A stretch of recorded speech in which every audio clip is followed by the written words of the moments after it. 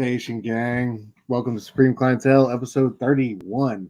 Wow, that is a large number. I cannot believe it. March 5th, Yo, 2024. Link, my brother, how are you, man? How you been since last week? Good to I'm see good, you. man. I'm good. Good to see you as well. Always. I'm good. I have finally update on my comics. I finally have unboxed all of them, and I'm actually starting to make progress in alphabetizing them. Categorizing them. So Hell yeah, feels man. good. Feels good. Oh, that's always a beautiful thing. That's always a good thing to make Uh, progress on. Yeah, I'm definitely in like hoarder status right now, unfortunately, but I need to clean that up and just dedicate a full day off to it. But yeah, it's been good seeing you get back on the gram too with the books, man. I love it. It's always great Thank you, brother. to go back through the books like that, man. I feel like that sense of like, It's fun. yeah, you forget what you had. Like Yeah. those like surprise You'll discoveries are see. always great. That's what I And enjoy then most about it. my one of my things are like I'll know an artist now that's big and think I've only discovered them in the last few years, and then like, oh shit, didn't know I had seen them years ago on this book, or this was them on this book years ago, and they've been pretty fun to Hell yeah. see stuff like that. Absolutely, absolutely. Boy, E in the house. E, what up, bro? Thanks for coming through. Hell yeah. All right. Yeah, I guess let's get right into it with our new comics this week. We just got three. Let me get on brand. God, this is gonna take me a minute here to get through Ooh, check out this comic book. Ooh, are these new? it. Shout out Manny, I bro. love it. Yeah, man. All right, let's kick it off. Ultimate Spidey. We're like a week. We're a week behind on this one, but we got to cover it. We haven't gotten to it yet. Definitely one of the best new books going now. The best ultimate the best chapter in the Ultimate Universe from Hickman. Chiquetto's Oh, been killing it on artwork. Overall, have you been enjoying this, bro? 2 issues in. oh yeah, absolutely. I'm just I to see the Ultimate Universe come back, and just even if it's just one title, it more or less was just one title that was consistent back in the day, and that was Bendis and Bagley's Ultimate Spider-Man. So, like, it had its ebbs and Yeah, flows, but so consistent. even this is a good thing. So, but beyond that, my love for Ultimate Universe, this is just a really solid title, man. It's been fun, it's intriguing. It's just great. Just like I couldn't do it justice or articulate it well enough. It's a fantastic comic. Yeah, absolutely. This one, like, really just I thought, took the ball and ran with it with the first issue. There was really no lag here. I mean, maybe in the front part of the issue with the sauna talk and stuff like that, but regardless, this issue I thought was super tight, super You know fantastic what? all the way through. I like the Uncle Ben and JJ rapport though. That's one Oh, of I the loved it. I the loved it. Not intriguing to things say for I me. yeah, no, not to say I didn't love it. Just that it was, the slower part of the issue. Like, but yeah, Oh, yeah, no, it was great. I love that. Yeah, let's get right into it. Well, first off, um, some solid covers. None of these like really. I still think cover A is the best way to go here. Nothing about any of these variants really like I blew me can kind away. of get I the don't know. the Spider-Man one's all right. That one right there on the On the right, yeah, the Reek yeah, Duan or whatever. Yeah, that's yeah. I think I'm a that's big an fan. incentive one. Fan of Yeah, his. Oh, that's in the center. I think I could be wrong. Um, I forget. I think that's a Tyler Kirkham. Actually, I think that might be the incentive, the Tyler Kirkham one right there. But yeah. So right away we get into February. I forgot to. I meant to look up what month we were in last. I don't know if do you remember if we were just like it was in January last issue or what? That would probably make sense This with this one was this half of the year. February, wasn't it? Yeah, this is February. Yeah, So no, I this guess was. last issue was January, but Yeah, I didn't Yeah. I didn't really double check. I was thinking it could have been December. I was thinking December, but I think it was January. It was January.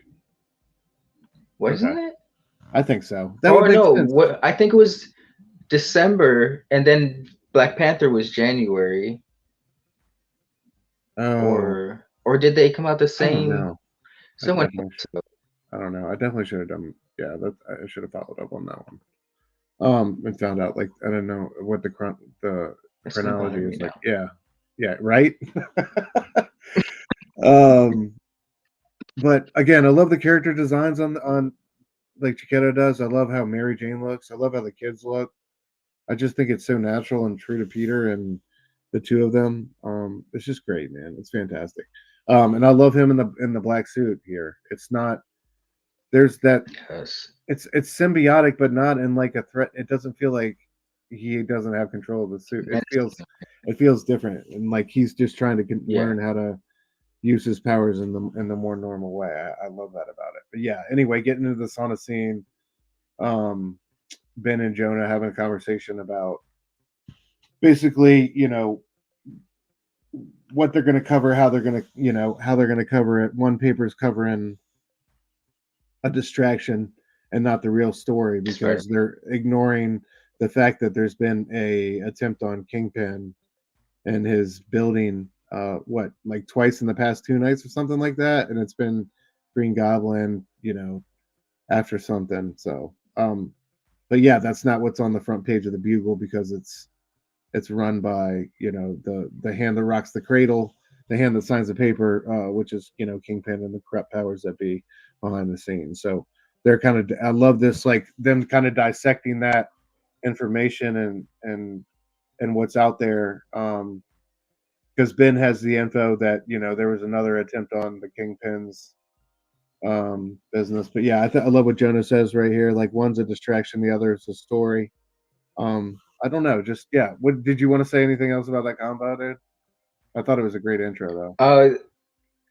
No, I just this is a very away. I mean, I've seen JJ not be an asshole over the years, but I just love how at the door he's like he's stern, of course, but he's way more warm and like you can tell he's gonna be like an emotional crutch of or shoulder for a lot of supporting characters in this series. I don't know.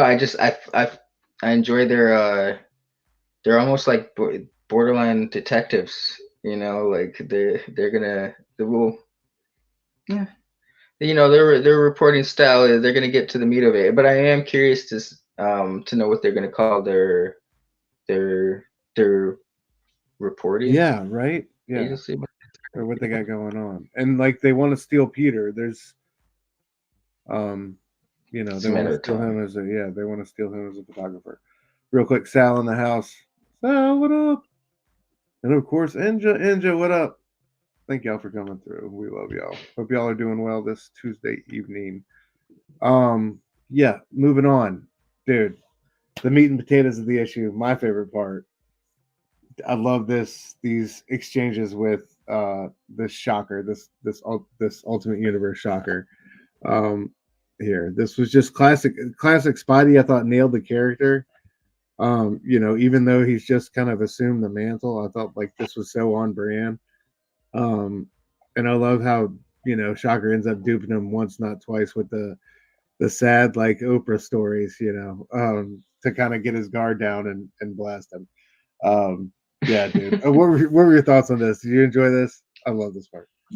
I really love this. I want everyone to look up, but not watch this short film or this fan film. It's not short at all. It's like an hour and a half. It's way too long.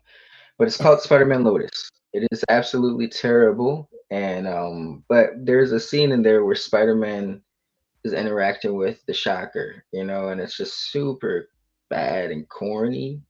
And this scene in here almost made me think Hickman was Was it aware of paying that. He was homage to that? showing them, yeah, like this is how you do a great Spider-Man scene like that, bro, with the witty dialogue. Just this was a dope scene just because of how it played out with how Peter's kind of in his head questioning life, pondering things, and comes upon the Shocker doing his stuff, and he's just kind of like. He's like, what are you? He's like, you know what? I was just asking myself that. That's funny you should ask. Like, it's felt so natural, I bro. love it. And like you said, Absolutely. it was one of the highlights of the issue. I think I'm I supposed look to be forward stopping to guys like you. Yeah, I'm pretty sure I'm supposed to be stopping guys like you. I like the Shockers look too. Yeah. You know, It it's was very great. homemade, but so you can tell it's a great homage. Absolutely. Yeah, but I forget what the first one is like. I think he needs it to or no, he thanks him for the first time he lulls him to sleep. He thanks him for writing. He's like, you know what, I was really about to make a bad decision. I really want to thank you for that. And he's like, yeah, what, seriously? He's like, yeah, seriously. And then he blasted him. That was the first one. Yeah. So, and he gets blasted into a dumpster. And then comes home, and of course his daughter finds him. I love that look on her face. Again, Chiquetto, I thought the character work is just so good. Just little moments like that, just saying. Yeah. Um, and he tells her that he got bit by a magic spider, and her eyes are welling up with tears, and he's got to have this dad moment with her. And then she's like, you smell really bad. That He's like, last that's panel, it. he's like, I got bit by this special spider, and her take on that was like, you got bit by a special spider, and he's like, sure, like, we'll go with that. Like, yeah, well, let's just go with that. Like, this was a great scene. Yeah. You smell bad. That's because I was in a dumpster. Mom's gonna be mad. Like it's so authentic. It's so Yeah. real to life, and I love how they inserted that. Of course, that's gonna of course, be some horrible crack in the in his whole life down the line. But for right now, it's a lot of fun. I don't know. I just get such anxiety when like the Spider-Man thing creeps in, touches his personal life now that they've given him a family and a wife and kids. Yeah, but back here we got. Go ahead, bro. You think my bad. This is random, but it made me think because I was thinking like maybe we'll have because are you familiar with Renew Your Vows? It was like an alternate universe that it started off as a Secret Wars miniseries, but it ended up becoming like its own series for a while. But in the universe, like Peter was older. He had a daughter with MJ. I think her name was Mayday Parker, and they're like a spider family. Like MJ had spider powers, the daughter did, and it had me thinking with this series, like, cause we I don't know, we don't maybe they'll get to what happened with the spider. Like, he let it bite him, but did he just put it back in a container? Is it still out there? I was just had me for his interaction with his daughter had me thinking that like, is this going to be like a Spider Family book? I mean, Probably there's a lot not, of true, but I feel like there's a lot of loose ends already with this.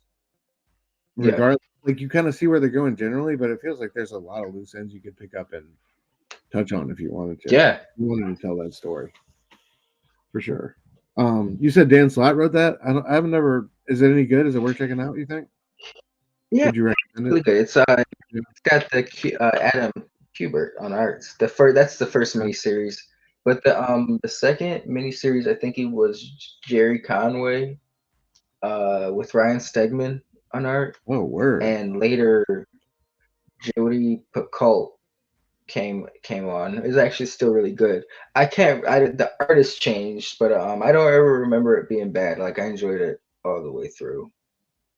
Word. I have to check that out. That sounds like some interesting pair ups, especially Stegman and what's his name? Yeah, hell yeah. Conway, yeah, Conway.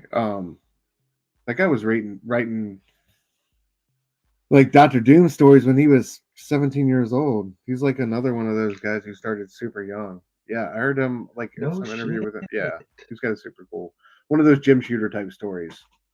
Okay. He said Peter comes across so sincere and sarcastic at the same time. Yeah, absolutely. He's so good. Yes. The mom's gonna be bad part is great. Yeah, absolutely. Shocker totally reminds me of Lucas Lee and Scott Pilgrim. You've never heard of the Evil Exorcist? It's cool.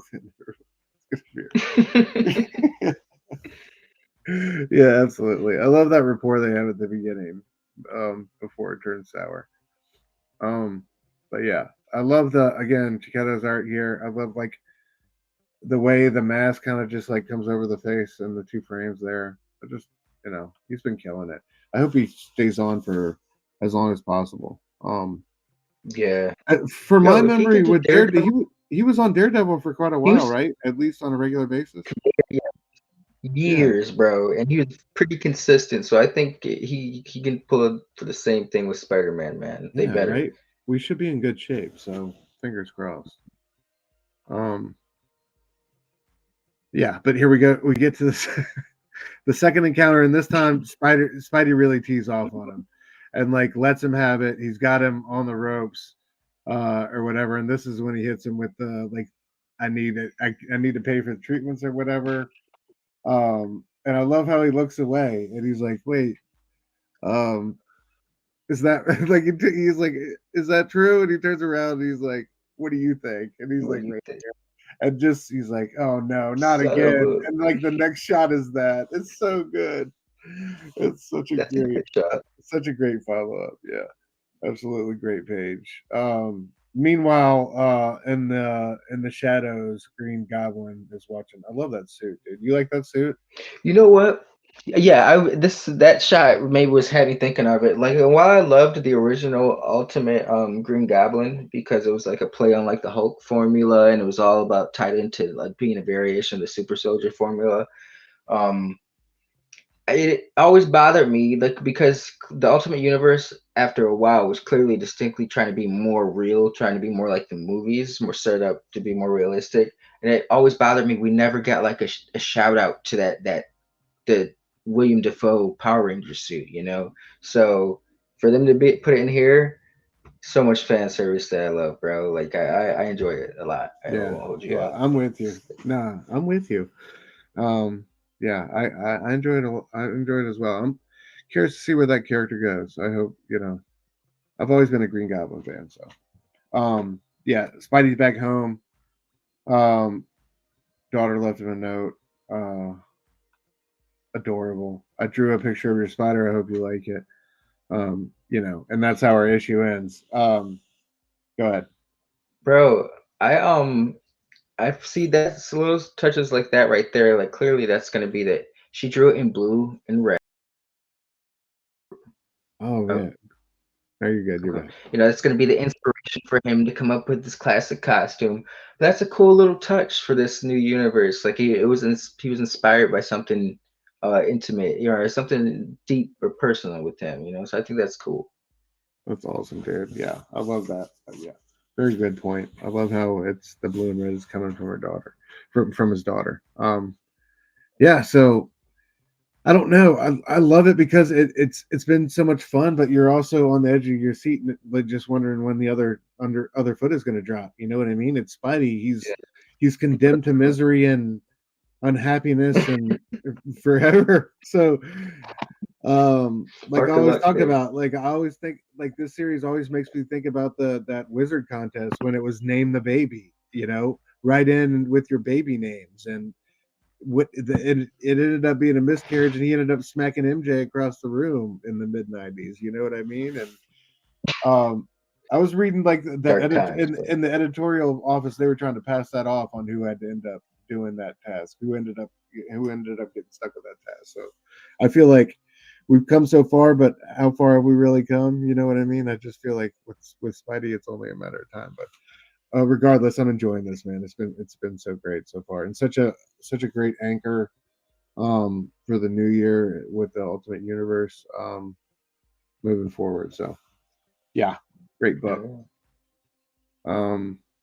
All right, let's move on to the other great Marvel book.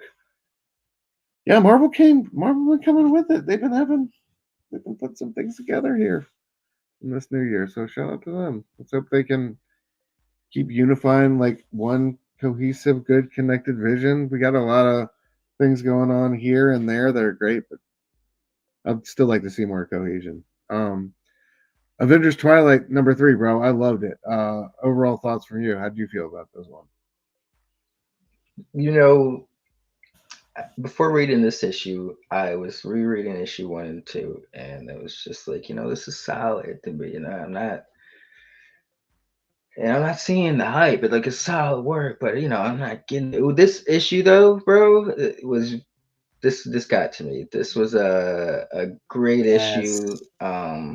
The reveals, bro, just between I think it was this issue with Red Skull, Red Skull reveal, or was that last issue?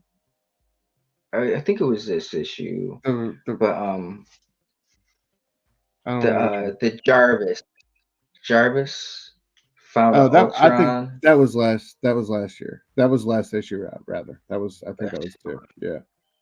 Well, then the two got me. Then there was those reveals, and then this issue for the most part was just pretty solid. And then the end of this issue, I was like, okay, bro, I'm down for the Yeah. rest of the ride. Absolutely. Like, Absolutely. excellent issue. Got a couple new guests. We got the homie James Phelps. James, thank you for coming through, bro. James, I just want to shout you out. A couple weeks ago, we were on. I forget what it was. I was a guest on a show. I don't even think it was this show. And James made a comment. He said, "Stu, I can tell how much work you put into your show, and I've really been appreciating and enjoying it." James, that put a battery in my pack that day whenever I got that comment, bro. So I just want to shout you out. That one meant a lot. That was one of those random comments that you don't know how means so much to someone, and that was one of those. So thank you, brother. I really appreciate that. And brother Joe, the immortal brother Joe, we love you. Thank you for coming through. I think we got everybody covered. Yeah. All right. So let's get into it, man. Some dope variants. I love that. I think that's a film That's a Noto. nice homage. Yeah. And yeah, the lightning bolt. Sarah Pacelli did that one. Sure. All right. So we start I off. was just looking. My Go bad. ahead. No, you're good. It's just funny you brought up Sarah Kelly because I was just going over. It was cool to see her take off because I took a slight break. Like collecting wise, I was still like reading, but when she did like the whole Miles thing, I wasn't collecting monthly, but I had been following her and because she had did some Runaway stuff. So she did Ultimate Spider-Man with Bendis towards the end of his newer. He had rebooted it in 2009. She did like the latter half, and then she went on to do like some Runaway stuff, and she had did this Pixies miniseries. You know the Pixie X-Men member? I don't. She's got like pink hair, the wings. Okay. She was kind of like she's a cool character, but they were trying to like you could tell like the writing team or like Marvel was trying to push her to be like the next Jubilee or Kitty Pryde or around then it was like her in armor. And but long as my bad. No, you're good. They did a miniseries Pixie and it was like Sarah Pacelli, and I was like I found my Runaways run with her the other day and my Pixie run, and I was like, I'm gonna run these Sarah Pacelli runs, bro. I remember really, really liking Sarah Pacelli. So, but that was just a random side story to that variant cover. My bad. Yeah, what has she done? I'm curious. Like as you're saying, I'm trying to think. What has she done lately? Because I feel like her star was so hot and rising so fast, and now I feel like I don't see her name as much as I should compared to how much I heard her getting talked She's about. definitely taking a break. Yeah. I think she had a baby in the last couple of years, but I think it was like the last thing I remember her of prominence. I remember her doing was like in 2019, 2020. I think it was 2020, but it was the Spider-Man series with J.J. Abrams and his son had written it. She was like the artist on that. Oh, word? It was like 5 issues. Yeah. Spider-Man had another son, or he had another child. Like in this alternate universe, he had like a son who wanted to become Spider-Man, and Peter had lost his arm, and it was kind of cool. Yeah. Cool. So if you could recommend one Pacelli title for somebody like curious to see like the best example of her artwork or like the best display of her artwork, what do you think that would be? The best display, because I mean, I think she's definitely got better by the time over the years working with Miles. But I do enjoy the X-Men Pixie miniseries. It's 4 issues, and it's super fun. It's Yeah. just like her and like X-23 and Mercury and a bunch of like X chicks going this badass Oh yeah. mission. Yeah. That sounds like fun. Oh yeah. Real quick in the chat, we got the holy Verno. Verno, what up, brother? And we got hold on, I saw Fable Station, bro. Appreciate y'all coming through and showing love. Love y'all. Hope everybody's doing well again this Tuesday evening. Weather's been beautiful out here. Hope everybody's Yes. enjoying life, healthy, all that good stuff. All right, getting into Avengers Twilight number 3. We start off kind of like we know we're gonna get to the action, right? Cap's got to get. We're gonna bust out. We're gonna free an Avenger, you know, as he told us at the end of last issue. So it's this cool kind of conversation between him and this young kid who convinces him to let him go because he can override the security systems. Um, you know, back at the what do they call this place? There's a rat. It's not the raft, but it's like the lighthouse or something. There's a name for it. I think it's the raft. I think Is because it the that's where raft? Cap's Okay. going. Yeah. But yeah, that's where James is talking shit to his dad, saying, I built I built an Iron Man suit without you, I never needed you, blah blah blah. Anyway, yeah, Cap's inbound. He finds out what they kind of been doing at this facility. They've been using it to conduct experiments on superpowered individuals of all types. Just all sorts of heinous stuff has been going down here. Yo, quick question. Yeah, In the go ahead. background for all the where they're conducting all the experiments, does it look like a bunch of Spider-Man villain attire? Or machine? You know, you got like Doc Ock's arms. I don't know. I was looking like you Flash definitely got Gordon. Archangel's wings. It looked like, or Vulture's wings. Are they? Somebody's wings. No, you know what? They could be. Those are definitely probably archangels. I only took a quick glance and I was like, oh, those are the vulture's wings without like the. Like I did think about blowing this up, but that seemed to me like the only definitive thing I could pick out. But I don't know. That's my untrained eye. Somebody That else was could just probably find a whole bunch of other stuff. But yeah, definitely like that. At least you could see that. But yeah. Anyway, he goes in there, low key, not trying to raise any alarms, trying to get in and out. I like how he kind of gets in there with Tony and Bullseye. Who we the last like not the Bullseye from the Thunderbolt troops, not the Bullseye just the sharpshooter is up in the rafters. This Go is ahead. you said bullseye, and this I forgot to say it, but this is rewind. This is real quick to speak on Ultimate Spider-Man.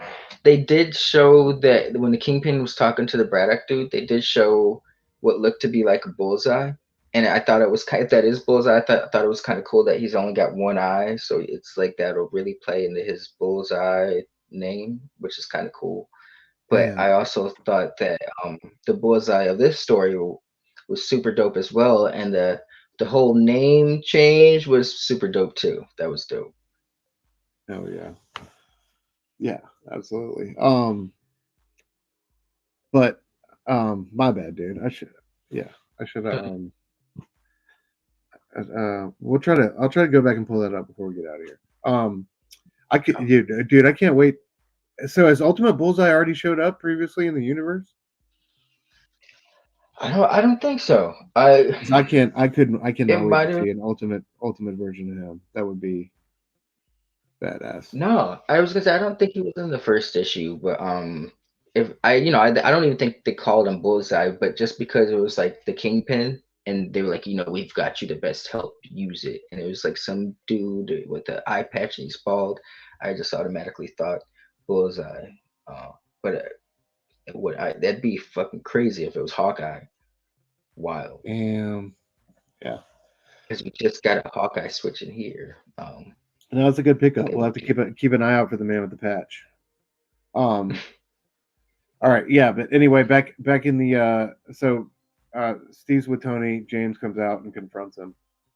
And they have the battle of words, and then they get to fisticuffs eventually. On the way out, well, they grab Tony on the way out. I love how how Tony is literally like a floating head in a bottle throughout the duration of this escape and stuff like that, and he's treated as such. Like they're bobbling they're dropping him everywhere. Like that part was kind of I kind of really enjoyed that. Yeah, but so on the way out of the facility, Cap becomes whole again. They give him a shield. Great moment there. So he's ready to rock. He immediately puts it to use, deflecting gunfire.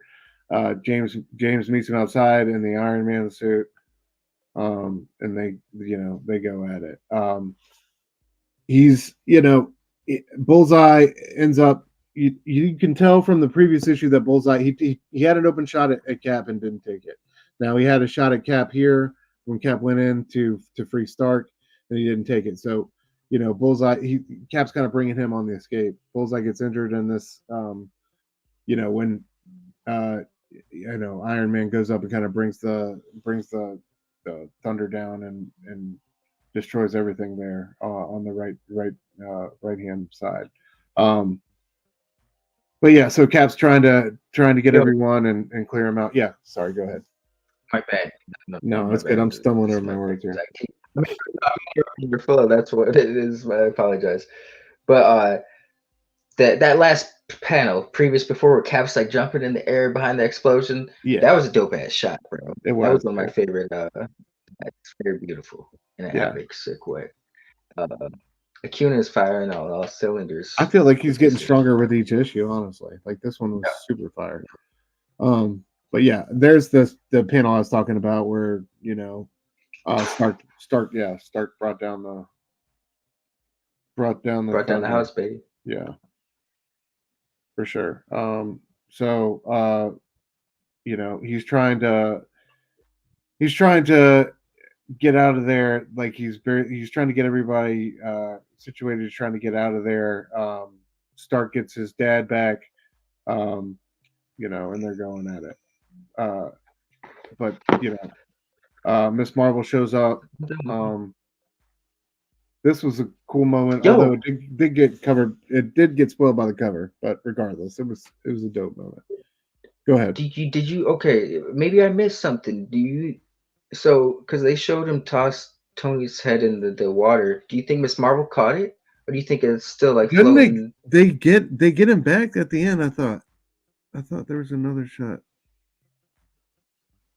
Because Thor pops up and that's like I was like, oh, you're right. Damn.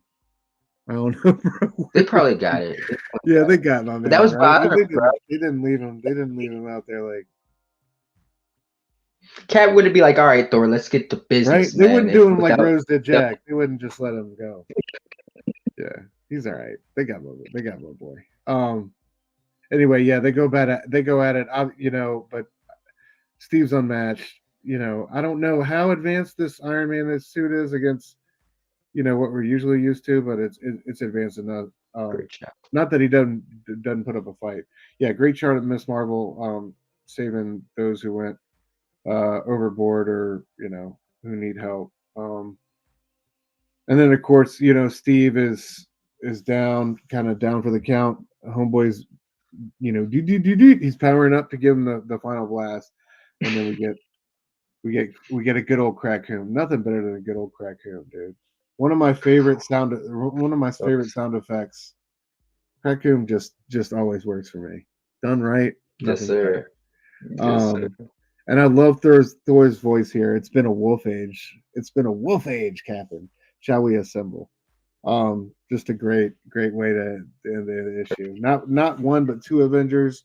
You saw like all that scheming and like build up that Cap was kind of putting together in the previous issues came to fruition. I thought it was a great payoff. I think we got 3 more issues to Yo. go. But this has been fantastic. Man. When he got his shield, bro, that I felt almost as relieved as him. I was like, oh, maybe that's what was missing. That's what felt off It about the just first felt 2 right, issues, bro. and you didn't notice it, but you did notice it, right? Yeah. Like Yep. you knew it wasn't there, but it wasn't super explicit. But like, man, that moment was just Yeah. like, and it was great. And I love how it wasn't was like, it wasn't over dramatic. It was in the middle of escape. Yeah. He put it on and immediately put it to use, like taking rounds of gunfire. It was great, dude. It was well done. Yeah.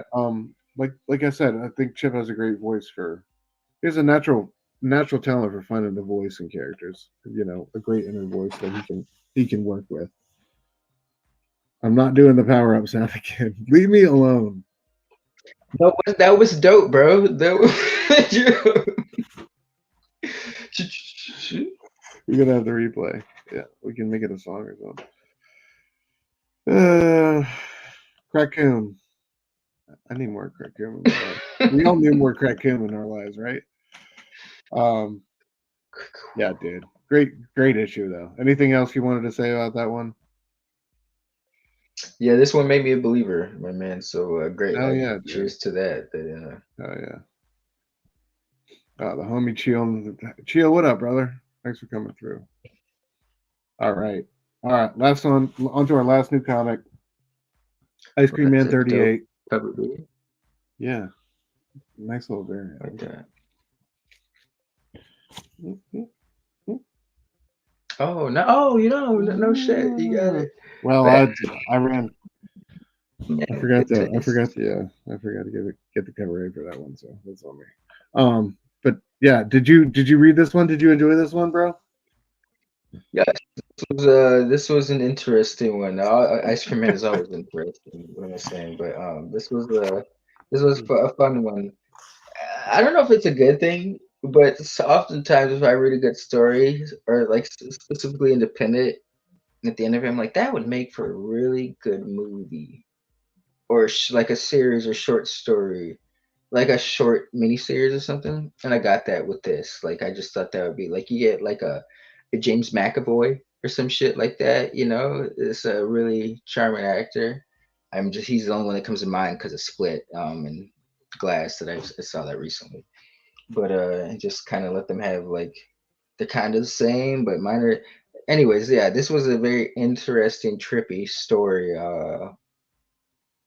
But had a message, as all Ice Cream Man stories do at the end of it. So I enjoyed it. It wasn't, because sometimes Ice Cream Man, it can make me feel very uneasy, start questioning my own mortality and stuff like that. And this one didn't give me those vibes. This one was a little bit more vanilla, and I appreciated that.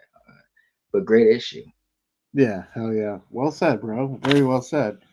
I'm gonna try to sum this up, I guess. The saga of Garyland, a fenced-in world full of Garys who are essentially, all clones, and it's about one Gary's journey to self-realization and a world of discovery. There was so many great moments in here. I found myself really laughing out loud, especially when it came to after incidents would occur when the two people who worked there would come out and ask the survey questions. Those were some of my favorite parts of the story. There was the moment, but that's funny because I was just thinking that before you said that. But what comes to mind was when he's like, "Oh, 2 scoops of ice cream? You're killing it today, Gary. Get the fuck out of here, bro." Yeah. And I love homeboy goes crazy in the cafeteria, right? And he's like, "Oh, it's all a bunch of bullshit." He's like, "There's chocolate and this and that," and the two, it happens and they wheel him away. They zap him and wheel him away, and the two doctors come out and they talk to him or whatever. And after the conversation, they're both like, "Oh, mine's melted." He's like, "Mine too." And it's just like, I love how Ice Cream, he's like, "Oh, only 1 scoop today?" He's like, "Oh man." It's just, I love. There goes my lucky streak. Yes. I love that part. I love that little nuance, but yeah. Yeah, so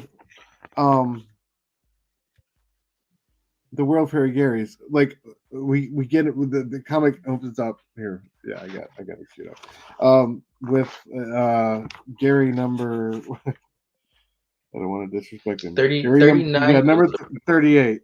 38 is the narrator as we start off, and he tells us about all the different Garys. There's Gary 319 who must measure each blade of grass that grows in the east field. Gary 59 whose job is to reinforce the cracks in the south retaining wall. Then there's Gary 14. His job is to roll a cart full of multicolored paint cans back and forth across the compound every day. That's a tier 4 job. Very chi. Like I love how there's different, like a tier 4 job is rolling the paint across the yard all day long is somehow better than some of the other jobs. What job would you have taken, bro? Because what killed me was the dude who had to measure every blade of grass. I was like, yo, get the fuck out of here with that. I was so like, dead serious. Like, I don't know. I don't think I wouldn't mind. Paint. You can give me paint. Yeah, give me some paint, bro. I mean, I got color in my life, right? Raking, I'm going to take that rake and I'm going to do something to somebody, dude. Yeah, there's no way. I'm not doing that day after day. Give me some paint. I got some color in my life. It's not too bad. But the rake, I'm gonna develop a shank. I'm gonna be a Gary in a pile. Break it in half. I'm gonna be a Gary in a pile. All right, yeah. So the lunchroom scene is the main scene here. We get introduced to our Garys and our jobs, and then we're in the cafeteria. When we have a Gary freak out and lose his shit. Stand up on the table. Hear me, all Garys in the commissary. I am the 59th of our lot, and I stand here to tell you we are living in a farce. It is not normal for this many people to look alike and have the same name. And there are foods that are different than vanilla ice cream. Flavors. There are even ice creams that are different than the vanilla ice cream. And I love the shot, right there of Gary looking down at his bowl when he's saying that, such a great moment. Anyway, he gets like a few more sentences into his speech and he's zapped by security. And at this time the doctors come out and they kind of ask their survey questions to make sure that none of these Garys got like a wild idea or a wild hair from this recent run going rogue. They want to make sure that, Talk in the building. Talk, what up, brother? Thank you for coming through. So how's lunch today? Really delicious. I got 2 scoops. Sounds like someone's on a lucky streak. Good for you, 38. Anyway, I love like they start asking him questions, how do you feel about this? All right. Are you guys clones? No. Do you think you're clones? No, they both do not. And then the next one's multiple choice. What lies beyond the retaining wall? 1, a vast hazardous wasteland from which all Garys are kept safe. Or 2, a fresh new world to be discovered and explored. And he's like, that's easy. Numero uno. And the other one says, 1 all the way, baby. It's a real shit show out there. That shit just made me. That's when I lost my shit reading this, man. Just so funny, dude. Such a great. Like I just love the I'm dead inside humor of this book sometimes. Anyway, they find their answer satisfactory and they kind of leave them to be. The doctors are just more and more encouraged the more that they answer ignorantly and appear to be unfazed by what's happened in the cafeteria. But that night, Gary can't sleep. He can't stop thinking about it. What happened? That they're being different, flavored ice creams, the whole 9. Anyway, the next morning he wakes up. He wants to talk to his friend who's rolling by with the paint can, but he just he's completely zoned out. Right? It's like he's somebody else. He doesn't talk to him. He doesn't acknowledge him. He just rolls by. Later, he's got 1 scoop at the table. It's worse than yesterday. His buddy's not with him. And then that night he's sleeping. His buddy hops on top of him. He's half covered in paint, talking about he's read a letter from another Gary and he knows like the truth about what's out there. And that he's always been his friend. He wants to share it with them, and that if they catch me, it's up to you to keep passing on the word or whatever. He's going to try to make a break for it. At that point, like the alarm sounds, he tries to make a break for it, and it doesn't work. Anyway, the next morning, he's out in the yard, and like the Dodgers, of course, come and visit him, to see what's going on, and see if he's affected by what just happened. But yeah, he's like, personally, I just think he just suffered from madness and anxiety, and and they're like, did he share any Gary contraband with you? And he's like, no, he didn't. But of course, he has the letter. So that night, he reads the letter. Of course, the letter has a profound impact on him. It tells him that, there's a world out there beyond the wall, that he has a soul, that, don't measure the grass just because some white coat tells you that that's what you're designated for. It's a manifesto, right? It's a call to freedom. And like he can't handle it. So the next day he's out there raking. He rakes up his bags of leaves. And he takes a break and he goes to find the break in the retaining wall. He pushes open some loose bricks and he finds a pile of dead Garys. Like they don't even make any attempt to just like throw my back, bro. Another time it cracked up. But dude, of course the Dodgers are right behind him in the hole in the wall. Like, dude, come back. You can have chocolate ice cream or whatever. He just takes off running. And the last thing he's like, I'm free. I have a soul. And like he just takes off, running for it. I just thought it was a fantastically twisted issue. Just great start to finish, dude. Yeah. How'd you like it? All the way through to the end. Yeah, I liked it, bro. I like I said, I feel like every Ice Cream Man in shows has a little bit of a message at the end of it. Sorry, excuse me. And this one was like, sometimes life can be monotonous, the day to day, very repetitive, and it can just be like, bruh, what's the point to sound morose or anything like that? Like, I meant for something more or something like that. Like, this can't be my life, this 9 to 5, or it's this schedule set up by society. I think it's like it's find that hole in the wall. You know what I mean? Like, yes, like yeah. I feel like we all feel like Gary number 38 or Gary number 59 or whatever. We all feel trapped in the courtyard at some point. Like, yeah. Oh, yeah. Gary B in the house. What up, brother? Thank you for coming through. It was a pleasure. Yeah, love hanging out with you last week, man. It was great. Hell yeah. So that's a wrap for Ice Cream Man 38. Y'all check it out. Another banger by Prince and Marazzo. All right. Link and I we had a couple errant Marvel Knights books / one animated show that we wanted to talk about before we say goodbye to the era tonight. So we're going to start with Romita and Millar's Wolverine Enemy of the State, one of my all-time favorite Wolverine stories. Just no nonsense, straight to business. Hell yeah, man. I got a couple of the covers, dude. Dude, we'll go over it, but there's a Joe Quesada variant in here that's like they ended up using as the cover for the Millar Wolverine omnibus. Like, I guess all his Wolverine stuff. Yeah, but it's so sick. Herm, what up? Thanks for coming through, brother. Oh, yeah. Anyway, just overall thoughts before we get into it, dude. Like, what you a fan of this story? Have you read all of it? Oh, yeah, hell yeah. I don't need to be. Yeah.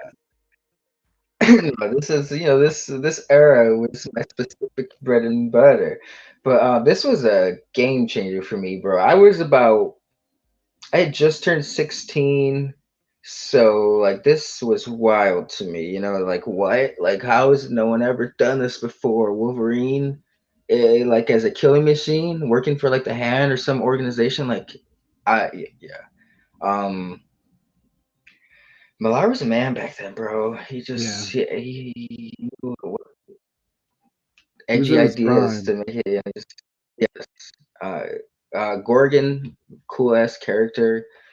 But yeah, this was just as like you said, this is one of my favorite Wolverine stories. Definitely one of the best modern, even though it'll be 20 years this year, shit.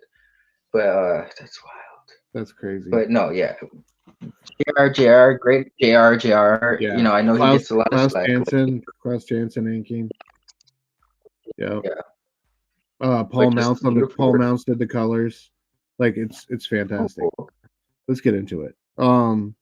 Wolverine is lured to Japan by a cousin of Mariko's, who insists like that he help recover the like a kidnapped kid, right? Isn't that how they get him over there? He goes also like few artists do In the Rain as good as JRJR for my money. Whether it's Daredevil or Absolutely. whoever it be, man, that guy's just like that. He just does. He owns that. He owns that effect. I feel like he's prolific at it. Anyway, he goes to Japan. He's ambushed by the Hand. He's running through him left and right. Then he ends up getting run through by Gorgon, meeting Gorgon for the first time.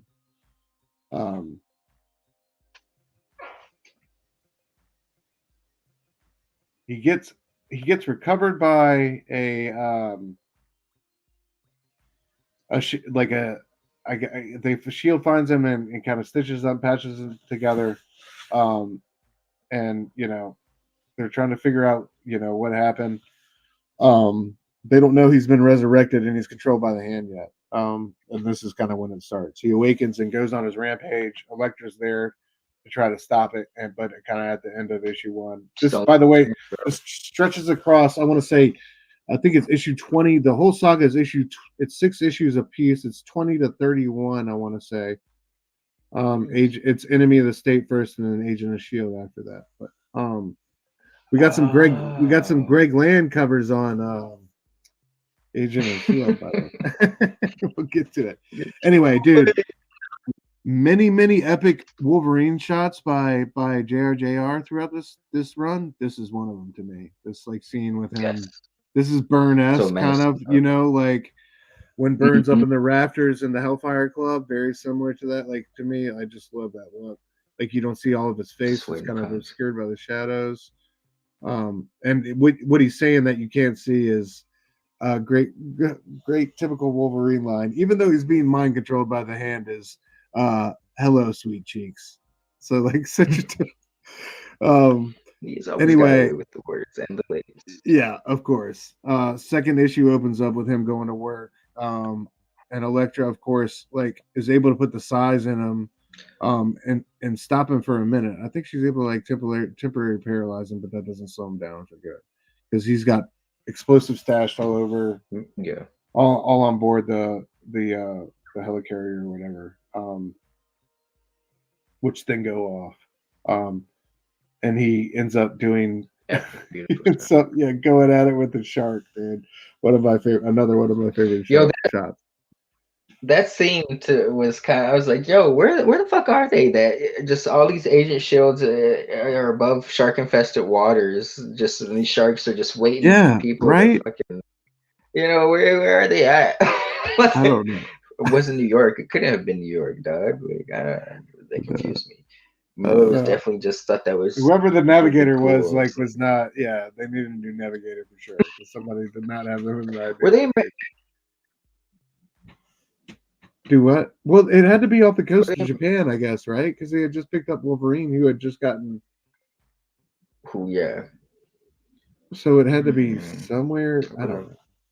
But then, like, I don't know. Next thing you know, at the end of this issue, he's at the Baxter Building. That's what that shot on the right is. He's in the ventilation system at the Baxter Building because he wants to. You remember, Gorgon wants to get his hands on this device this device and this knowledge that Reed Richards has. But yeah, I Oh love that. yeah, the terraforming shit. Yeah, exactly. But that shot on the right there is fantastic. That's a great cover. Yeah, hell yeah. Then I love this like little Hannibal Lecter moment we get with when he fights Human Torch. Him and Torch kind of go. He just jumps kind of and like forces Human Torch into the building. And like everybody thinks that Torch is the one hurt. Torch like gets weird, like because it explodes into this big, I guess this big oil reservoir, and this huge explosion goes off, and everybody thinks it's Torch that gets hurt and wheeled away in the ambulance because people only see him going down. Then they realize like halfway through, like he gets up and they're like Johnny. He gets up and he comes walking out of the fire, and they realize it's like Logan that they got in the ambulance. It's like one of those like Hannibal Lecter moments. Yeah, it's super cool. Yo, I liked when he like heated up his claws. He had like the flame claws. Oh yeah. Where did I thought I got a shot of that. Yeah, right there on the right. Like they're going at it because he pushes his arms up against the wall and he's got like Wolverine like that, and like he just heats up his claw. Yeah, dude. Anytime he's got the hot claws, I'm here for it. But yeah, then the hand like starts to go after Elektra, with Wolverine going after Matt. Good little fight between him, Matt. This was Matt Wolverine in the hand. That was a dope fight. Go ahead, bro. No, I was just gonna say this was a good little fight. You know, it felt true. Like it's like how it should play out. I feel like Daredevil would give Wolverine quite a problem. Yeah, because Wolverine had him pinned on the sofa or whatever, but then like once he dropped his guard, like Matt kicked him off like real quick. I thought that was like really, like you said, really true to form. Oh yeah. Rogue in the house. Rogue, what up? Thanks for coming through, homie. Appreciate you. Hope you are well, sir. Rogue always showing love. Shout out Rogue. All right, I'm trying to keep pace here with the story. I should have done more. I should have put in more slides to help me. So basically, I mean, really only three or four things happen in the storyline. The Hand gets control of Wolverine. He goes on this massive killing spree, trying to implement Gorgon's vision for the world, which he's running through everybody. Like I don't have this included in the panels or whatever, but he's running through people by the thousands. Nobody's saying his way.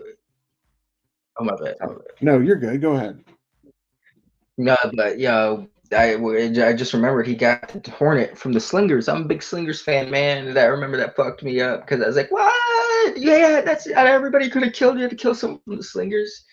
But North Star. North Star was like people were upset with Millar about how he treated North Star in this because I could understand it now because North Star had it had been like maybe a year or two, maybe 3 that North Star had been part of the X-Men.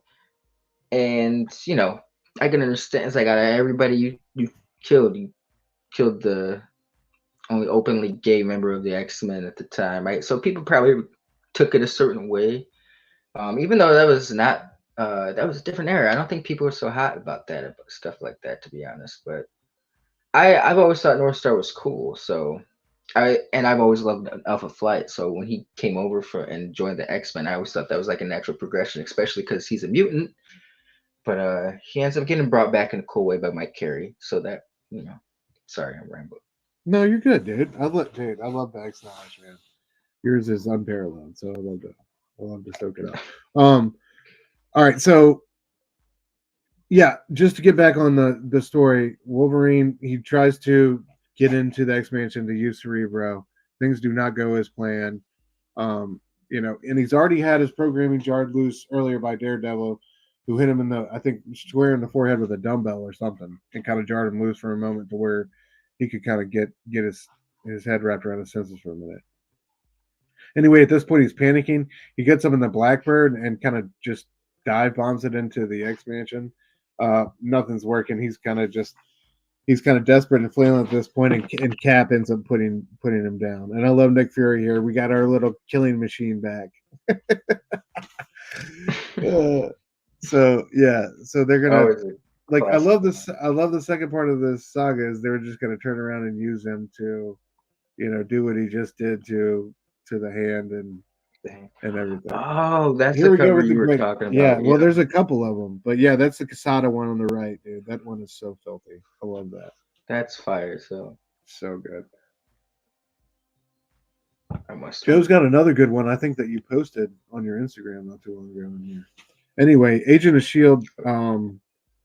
This issue opens up beautifully. We get the back history on Gorgon, and it's told with a scene of him attacking the dude. Nobody besides Frank Miller, nobody does the ninjas and those type of battles as well as JRJR, dude. Like, Facts. throughout the series, I think he proves that throughout this run. I love the leaves, bro. There's a lot going on, but it's laid out quite well. It's gorgeous. Yeah, that fall scene. But yeah, this is kind of showing like his progression, how he sacrificed himself. I love like how he stabs himself, and his last words are "resurrect me," like trying to prove himself to the hand. Like that shit was hardcore, man. Yeah, great art by JRJR there on the right hand side of that page. I love that. I love that shot. It's so well done. But yeah, he's also a gross weirdo, like laying down with Madame Strucker. How old is this woman, bro? She's like 430 years old. I mean, my man's is ambitious, he's trying to get places, and if he's gotta, there you go. All right, and he can't see her also. So if he's been blind his whole life, beauty is there you go. All right, fair enough. Harold and Maude. Manny in the house. Manny, what up, bro? Love you, bro. Yeah, Southwest Mrs. JRJR. It's fantastic, man. Yes. It's fantastic. Yeah, I miss the energy. But yeah, I love this. Like, so at the end of the first part of the first book in Agent of Shield, we learn that Elektra's been turned and that she's turned. There's your boy North Star right there to the left of her. She's turned North Star and a whole bunch of other soups and villains. Wasn't one of the things? My bad. Random popping. Wasn't one of the things Wolverine was trying to get Elektra all along? Like that, it was like a double thing. Like they wanted the terraforming thing, but the ploy was the long game was to get Elektra back. I think that's why he was with I think that's why he was attacking Daredevil, but I could be wrong. Yeah, to draw her out or some shit. Yeah, exactly. Yeah. But yeah, of course. So like that's a great shot. They lost Wolverine there. They lost control. Yeah, great shot, great battle shot there by JRJR. They're launching another attack on the helicarrier. Wolverine's just coming out of recovery. He's just been like going through all these simulations where he's like they've been trying him not to get to kill everything, living thing he sees in sight. It's been slow going, so he's got a rough, but he's putting it together. Another dude, look at that shot on the left, man. That is freaking gorgeous. Putting the gloves on. Yeah, it doesn't get any better than that. So yeah. Or does it? He gets the helicopter. Well, yeah, it does, but come on. No, I mean that the shot you just showed where he's like in chains and shit, Yeah, right, yeah, no, for sure. My bad.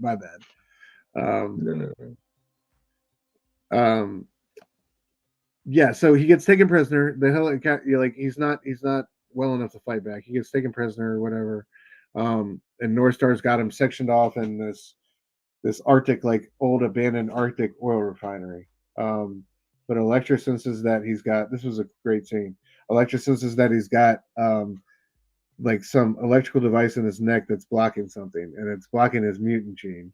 And he's like, "Why would you want your mutant gene blocked?" And the next scene is just a bunch of frames of Sentinel feet just coming crashing through the ceiling.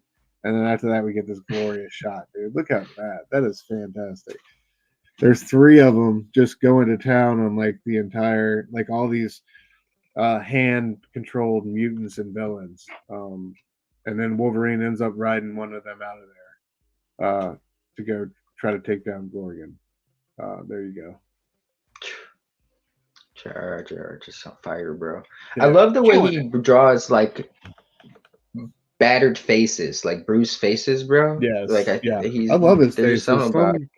Some people feel like they're too blocky and like, too wide and all that. I get that, but I don't know. There's something about it that's appealing that I enjoy about it.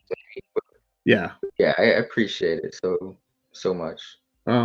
Anyway, they get a lecture back. It's basically going to come down to them going in and stopping Gorgon. He makes quick work of they double team him, but it's not enough. He makes quick work of Elektra, and the final issue is Wolverine versus Gorgon. This was like one of my favorite Wolverine kill scenes of all time, dude. I don't know about you. Now we haven't seen Gorgon use his power.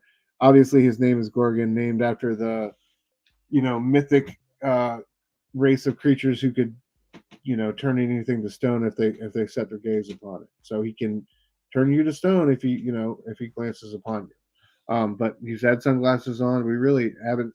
He's been a prolific ninja and had all sorts of other powers and skills. He's kind of got not a completely fleshed out or defined. I feel like his power set's very powerful and kind of like we don't know exactly. You know what I mean? Like it's very supernatural in some things, I guess, with the hand. So, but we know that he can turn you to stone. So after just like a knockdown drag out fight with Logan, he decides that he's going to take his glasses off and heat up the stone vision. And of course, Logan pulls up the claws and hits him with the reflection and turns him to stone. And then we get this righteous. There's some sound effects for you guys. Some that's Gorgon getting smashed to shit. Yeah, dude, I loved it. Your thoughts on that scene, bro? Before we wrap it up. Fucking epic, bro. Like, it's just so many dope scenes. I don't know. Wolverine's a character I always follow, but I just remember like when Daniel Way came on board, and I collected quite a bit of Daniel Way stuff, but it just wasn't to this level. And I was always hoping it was going to be like something was going to match this, and that didn't happen until years later when Old Man Logan came along, and then Jason Aaron got involved, and there was some highs around there. But yeah, just fantastic. This was a fun year for the Wolverine title, bro. I just remember being excited in high school, really looking forward to this every month. So yeah, it had to be an epic time, man. Yeah, an epic 12 issues. He's also got one for 32 that I meant to include. I didn't have time. Oh my god, it's incredible. No. Yeah, it's Carrie Andrews. Carrie Andrews does the cover and the interiors. And Mark Millar's got in my trade paperback of I think Enemy of the State. The collector, he's got a preface where he talks about being hesitant to write this story because it's basically about Wolverine being in a Nazi camp and being unkillable. And he drives these German soldiers insane because they keep shooting him, they gas him. He keeps, they throw him in the pile of dead. He keeps coming back. Yeah. Like one guy, he's drinking. One German officer's drunk. He stabs him to death with the bottle or whatever. The bottle ends up, like the alcohol from the bottle ends up igniting and burning down like part of the barracks or whatever. So like it's like this curse of death, like or this undeath that Wolverine has brought to this Nazi concentration camp, right? And Mark Millar talks about his hesitation to write it, and coming down from a comic convention, and he sat down with Will Eisner. Yeah, Will Eisner, yes. And Will Eisner gave him the confidence to go ahead and write and tell that story. And I think it's fantastic. It's one of like the better standalone stories I'm a sucker for standalone one-off stories, but like for standalone Wolverine stories, like one issue, that is, and Carrie Andrews' artwork is amazing. It's almost like a ghost Wolverine story because he doesn't use his claws in that one time in the issue, man. He's just kind of using his regenerative abilities to play mind games with these dudes. You know, they're their own downfall in the end. So, yeah, that's definitely an issue we're checking out. Yeah, he's almost wordless. It's included in the collected editions, but I didn't. Yeah, no, I didn't have time, dude. My bad. As much as we just talked about it now, I regret not putting it in because it's such a great issue. We've given people some homework to do, bro. If you guys enjoyed this and you enjoy a good Wolverine or just comic books, go check out. Yeah, Wolverine this is volume 2 or volume 3, 20 to 31 or 32. 32 was the one we were just talking about. Yeah, so, I'll check it out. Mark Millar and Romita Jr. did the whole thing. All right, real quick, bro. I know we've been going over an hour. Let's get to do you want to do Silver Surfer Requiem real quick? We don't have to talk about it real quick. We can just gawk it. Yeah. If y'all haven't read this, J. Michael Stracynski, Esad Ribic, basically the Silver Surfer, it's the tale of his last few months on Earth, or in the galaxy really. He finds out he's gonna die. And he's kind of dealing with that news. Have you read it all the way through? I think you said you hadn't read it, but the art, or have you read it? No, this is one I definitely read, bro. I love this one. Admittedly, I haven't read much Silver Surfer, but this is one of my favorite Silver Surfer stories. It's one of my favorite Marvel stories. It's just a beautiful tale, about the last days of the Silver Surfer and about how this is a character who just appreciated life in all aspects, bro. Like he's one of the most selfless characters if you think about it in Marvel pantheon. He works for a tyrant, essentially sacrifices his humanity, whatever you would call it, humanity, his relationships, his world, and works for a tyrant in order for his loved ones. He's still always trying to find a way to protect life, though. So, that's the gist of what I got from this series. Beautiful artwork by Esad Ribic, bro. Man, so gorgeous. I like how he kind of goes throughout the Marvel universe. It's in 4 issues, like whether it's Fantastic Four, Spider-Man, Doctor Strange, maybe even this is. I love my favorite. I think my favorite issue might be number 2 with Spider-Man, where he gives MJ the power cosmic for an hour, and then he gifts it to the world for 5 minutes, and that was just one of the let me find it. There's that scene here. He's giving it to MJ. She's getting on the board and she flies off and she's gone for an hour and then she comes back. And I love that scene where, MJ and Peter are together and he sees himself and his wife and the two of them. And it's just he's having flashback. It's just so it's so sad, but so beautiful at the same moment. It's just so well done. And yeah, the visuals, man, from one page to the next are you're just gasping. I'm curious how long Ribic took because it's much more just gorgeous painted pages. It's like Secret Wars was a lot of comic book work. You know what I mean? It was gorgeous and all, and you had magnificent splashes and all that, but there was also a lot of comic book panels and stuff going on. This one there's a lot there's just a lot of just painted gorgeous.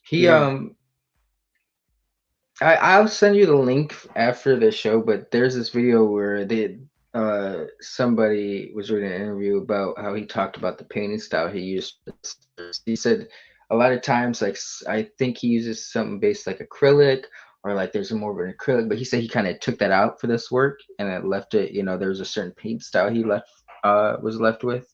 But this is top. This is it's crazy that this was so early on and he wasn't really a name when this came out. He wasn't a name when this came out, doing the Lord's work, bro. Yeah. He said Ribic drawn Silver Surfer so close to perfection. Yeah. It matches his style so well. It reminds me of the Hildebrands. That painted style lends itself to that cosmic quality so perfectly. Absolutely. Bro. But yeah, this was dope. Issue 3. So issue 1 is him going to basically issue 1. He goes to the Baxter Building and enlists help. You find out what's going on. He enlists help from Reed. Reed tells him he's got like a month to live. Issue 2, he's on his way out of town. He stops and sees Spider-Man fighting on the street, helps him out, then has that conversation with him. Mary Jane has the power cosmic, whatever, and he sets off. Issue 3, he comes on these like 2 planets that are basically exactly the same, but are just warring for all of these stupid, ignorant reasons, and he destroys both of their armadas and their fleets and their abilities to make war on each other.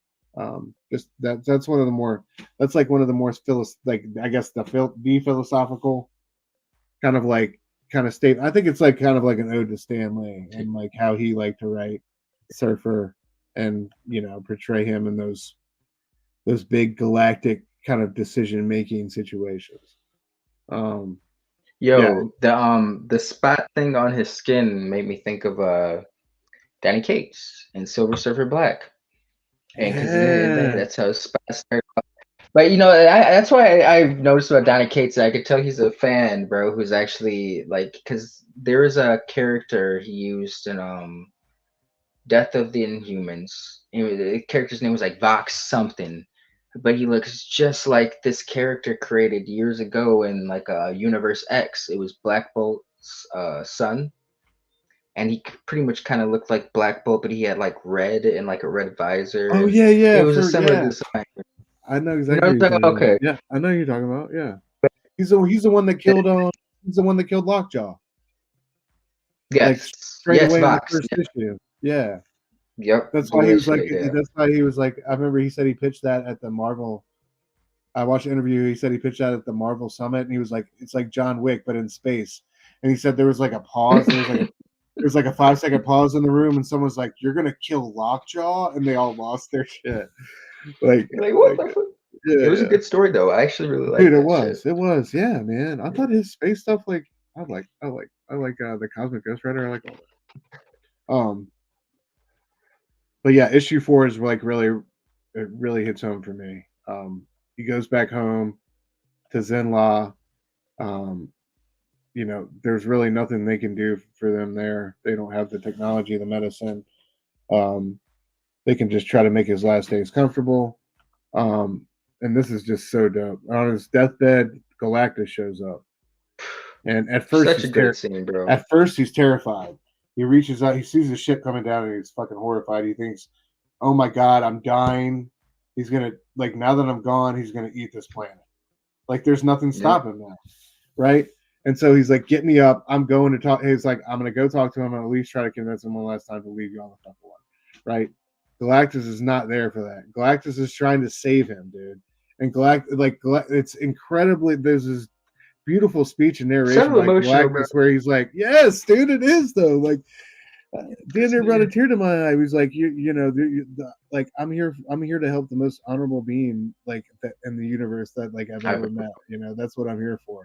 And then like there's nothing he can do for him, but regardless, he stands there he just stands watch for the funeral for like a week after for the procession or whatever. And they ask him for one final gift, and he kind of takes his casket out and kind of turns it into basically a star, like this exploding light that people can see on his homeland and back on Earth. And Surfer is now a new star in the sky. It's fucking beautiful, super poetic, amazing final issue. The story, you can poke holes in it and say it could be, it could have been better drawn together and stuff, but I like the separateness of it. I like how it's different chapters and like there's enough of a connective tissue that it works. And I think it's just fantastic. And like you said, dude, whether you're a storied surfer, scholar or not, I feel like it's a story that's way up there in his catalog and one of the best. Stracynski said that this is the Marvel work that he's most proud of, bro. And it's just wild because he Spider-Man wasn't in a good position when he came on to Spider-Man in the early 2000s, bro. He did some Lord's work that kind of set the path for Dan Slott and everybody to kind of run with the ball years later. But He really did. you know, he's even his Squadron Supreme stuff, or the Super Supreme Power. There's a lot of great stuff he did while he was at Marvel, but he said like Silver Surfer Requiem is what he's most proud of. So I thought that was That's awesome. Testament to how great that was. Absolutely. Hell yeah.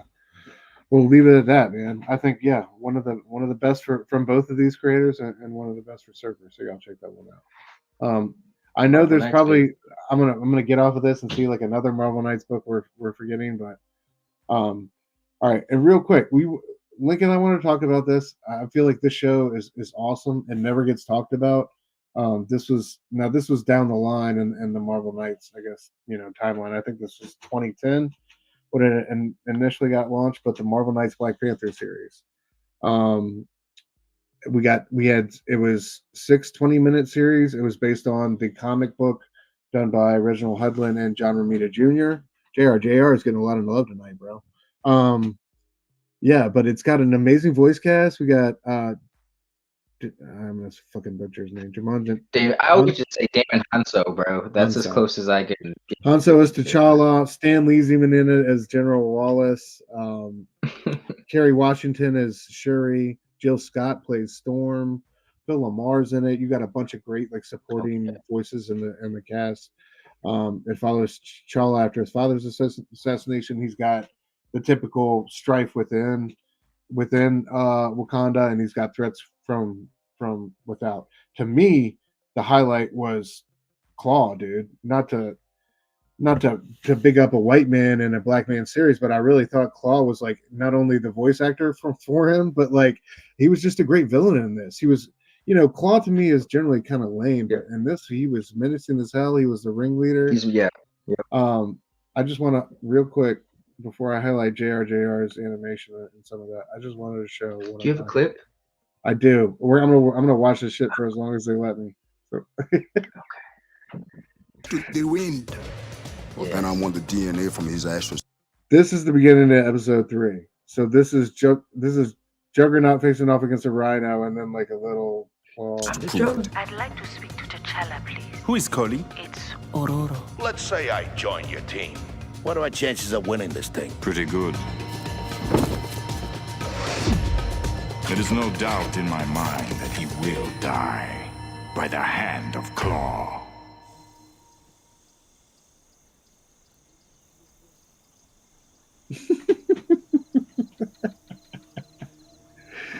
I love that's my favorite part about this is all the supporting guys.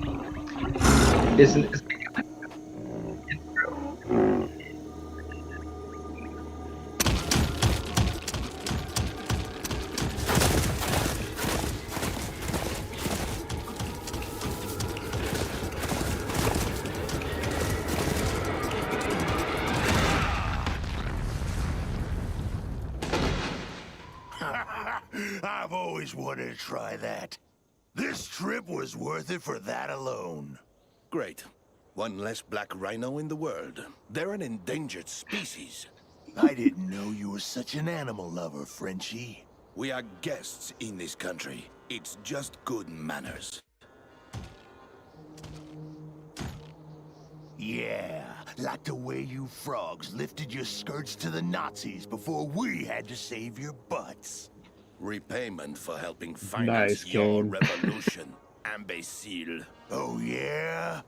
How about... If anybody got a problem with me, step up! Got that, Frenchie? I don't know if you can fight, Juggernaut. But you are certainly the most clever American I've ever met. You got that? Hey, is that a wisecrack? I appreciate your restraint there, Batroc. Why is it that the muscle in any operation always has to be so stupid? Yeah, it's so good. The Juggernaut fought the Hulk and walked away. God help us all if he had a brain. So Claw's great, man. That's fantastic. Hold on. There's a you get the backstory like him killing how he Was killed. it his Your Majesty grandfather? will Or pay whatever Just who feel more was it his mature than their behavior Yeah, hold on, I'll get to you it. have. What I didn't know was that his security had applied a micron-thin layer of vibranium So, yeah. over the glass. He got It paid. absorbed the boring vibrations enough I to think stop 10 the million to shot. take out his We father. had seconds to recover before we lost the window of opportunity entirely. Time for Plan B.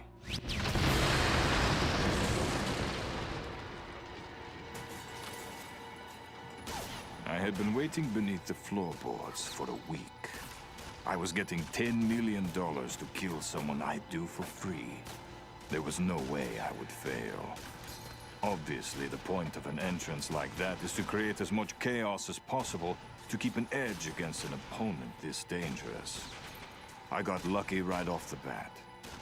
When that piece of debris took out the second in line to the throne, it really distracted the Panther. Killing the entire family wasn't part of the commission, but throwing in those little extras can really endear you to an employer. Then great. came the I most love it. dangerous moment. Right before the kill, when Assassin's both Creed. sides are vulnerable. He was so fast I wasn't sure if those extra seconds I bought would be enough. I don't know where the claws came from. In his robes? I thought he only had them in his Panther gear. Anyway, he was slashing my face, and I was about to lose an eye. He had blocked one gun, but the other one was right in position. That'd be kind of dope, bro.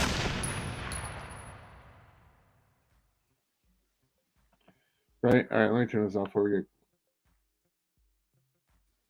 Oh, sorry.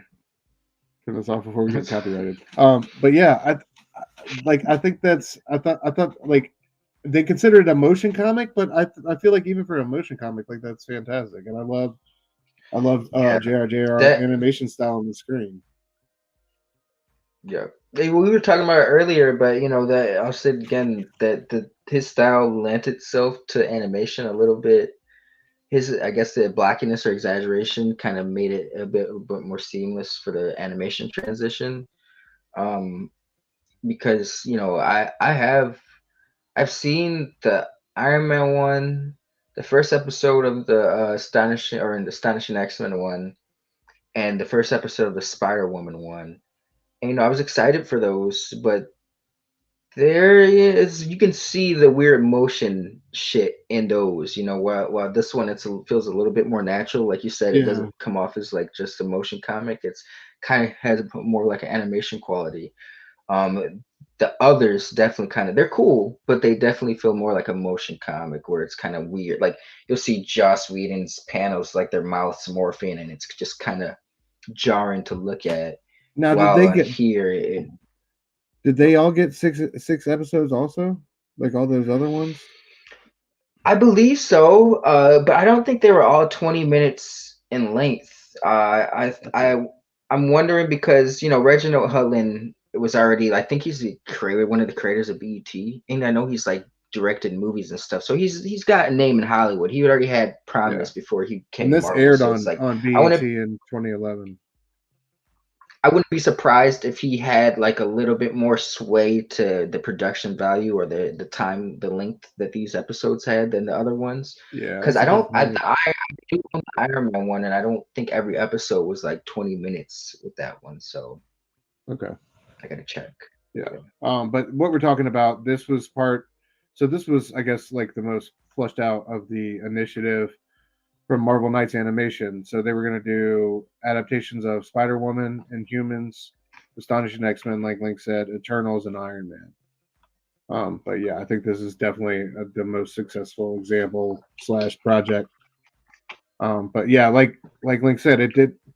You know, Reginald Hudlin got it on BT in 2011, but it hasn't seen. It's all over YouTube now. I think BT and Marvel have it posted. So yeah, I'll check it out. The episodes are short. It's a great quick little watch. Are the other ones on YouTube? Do you know? I don't know. That's a good question, brother. So this was on YouTube via Marvel though, so I would assume that the other ones, if they are, would be from on there from Marvel. But, all right, real quick, let's get into guess what government. Guess who? Government? Ah, the government! Man, he's so good, bro. I love it.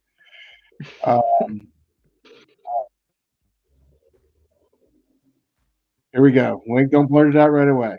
Guess my government, guys, tonight. Herman Schultz. Oh, this is bothering me, bro. Herman Schultz. I won't blurt it guys. out, but can you give me a We'll see. Yeah, I'm there right then. Is it hold on more? Oh, it's like jelly, baby. a version. I'll give you a version of this character showed up somewhere on tonight's show. There's a hint. Herman Schultz. Any guesses from our glorious television audience? Anybody out there in TV land got a guess for us tonight? Herman Schultz. All right. Herman Schultz is none other than just Shocker.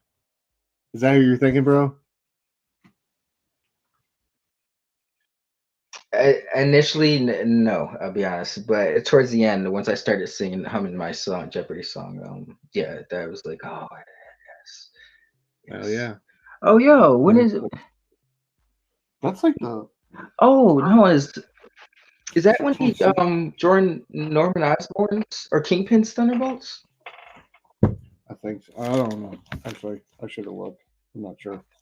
I'm digging that. Yeah, while in prison, safecracker Herman Schultz invented a new device for opening safes by projecting intense vibrations. He used it to shatter the prison's wall as an escape. Wearing an insulated costume to absorb the vibrations, Schultz became a Shocker. After Spider-Man beat him several times, he joined a number of teams, including the Sinister Six. After being part of the Black Cat's criminal gang, he opened up a bar with 8-ball and javelin. Another criminal named Randall Darby also once called himself the Shocker too, but later changed his name to the Paralyzer. He first showed up March 1967, Spider-Man number 46, wears gauntlets containing vibro shock units that project compressed air blasts, creating highly destructive vibrations. But the ladies love Shocker. Yo, I wonder if we'll get to a point where they'll make a superhero comic book movie where it's like from like a villain, almost like from say Sandman from Spider-Man 3. Like he was trying to get medicine for his daughter, his sick daughter. I know that was very basic plot, but you could go deeper with that. You know, it's like a guy who's got powers and he's doing these bad things, but not because he's I enjoy evil. Or just because he's trying to make ends meet and he's just put in a hard position. Like that'd be an interesting film to watch, bro. Someone like you speaking, Herman Schultz or the Shocker scene made me think of it in Ultimate Spider-Man, where he's like he lied to him. He's like, my wife is sick, but what if that was true? What if Shocker was, this is a means for him to get. I think that'd be an interesting story to see, or to tell. Yeah. Yeah. Random high thought. No. Oh yeah, absolutely. That reminds me of this Brian Azzarello Spider-Man story. I forget.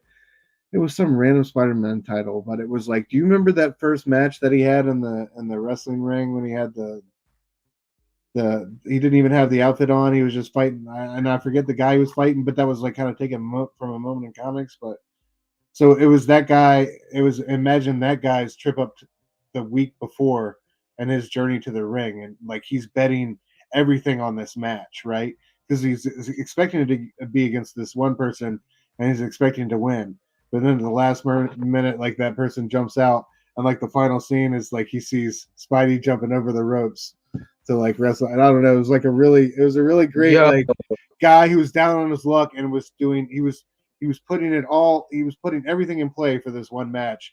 And then like he was like, who is this kid that's like jumping over the ropes The there at the scrawny last kid. minute. Yeah, and we all know like how that was gonna go. I thought that was really cool. I'm gonna look that up. That sounds like a great Dude, issue, I will send it bro. to you. Yeah, it's a great one. It's another great one-shot comic book. Oh yeah. Yeah, hell yeah. All right, let's get You the stumped me with this one though. I will say, real quick. You got me again with guess my government because I initially did not guess the shocker. So Oh, well good. done. Hell yeah, hell yeah. I'm glad I got you.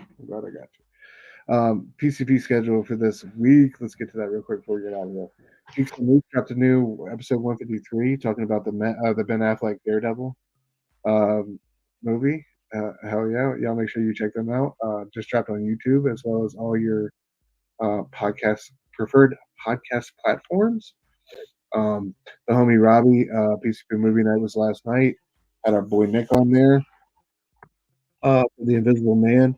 Dude, that made me want to go watch that movie. I have not. Have you seen that recently at all?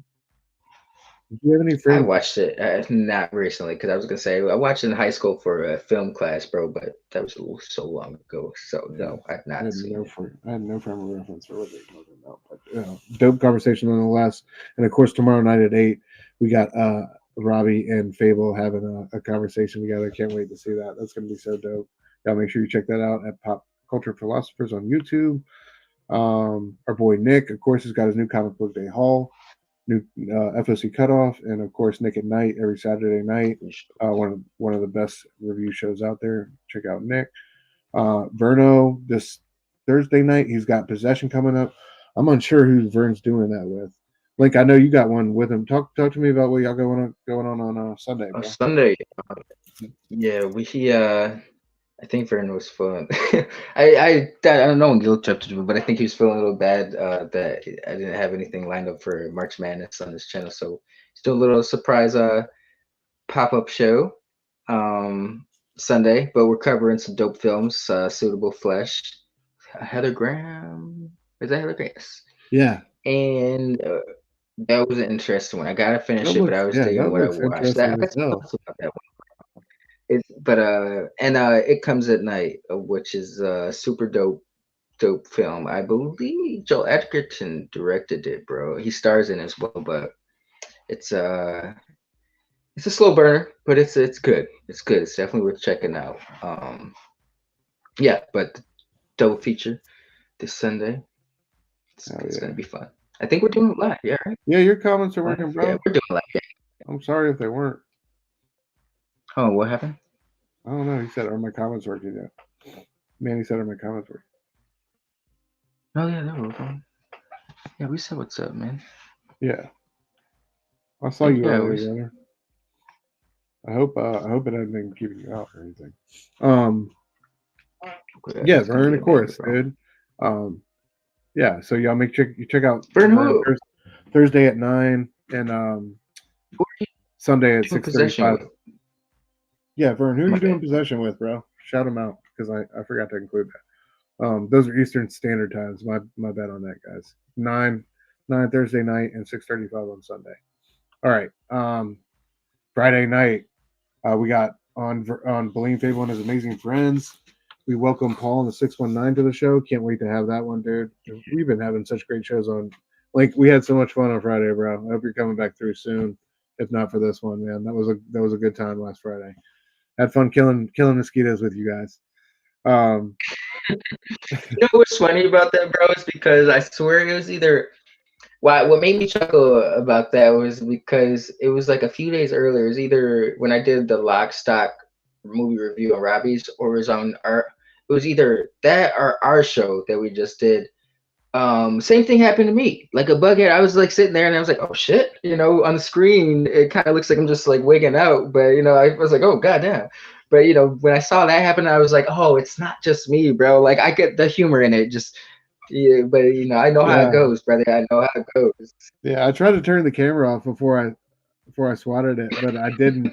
And I looked up and I clapped it. I'm like, oh, I wonder if anybody saw that. And I just saw you, and you were like trying to like hold it in. I was like, oh shit.